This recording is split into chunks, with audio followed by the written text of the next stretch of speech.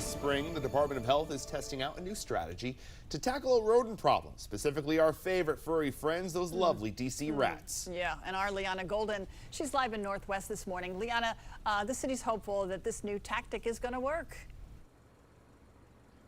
Certainly, they're calling it their new rodent control pilot, and it'll all start here in Adams Morgan, which is apparently a rat hotspot, and I can confirm we have seen them scurrying around this morning. Thankfully, they kept their distance from us, so that's good, right? You know, the health director says that it's one thing to get the rat population down, but keeping it down, well, that is the challenge here. So they're going to try out this new three-step strategy.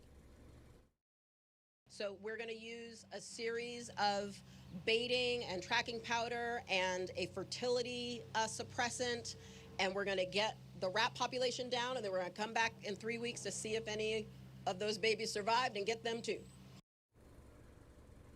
Dr. Bennett says this new blitz approach, as they're calling it, is meant to work on the life cycle of the rats. They typically just treat an area and move on, but this time they'll have to come back to check on the progress of this new rat birth control.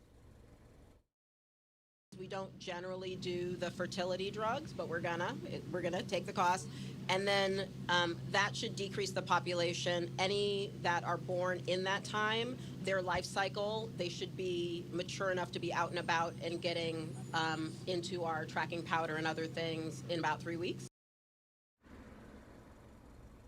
No word on when the new treatment will start or where the next hotspot is, but as always, if you see rats in your neighborhood, you're asked to call 311 so the city can add that location to their list, guys. All right. And part of controlling the rat population, Liana, is incumbent on everybody to be careful of how they dispose of food waste, particularly into trash bins in the city, right?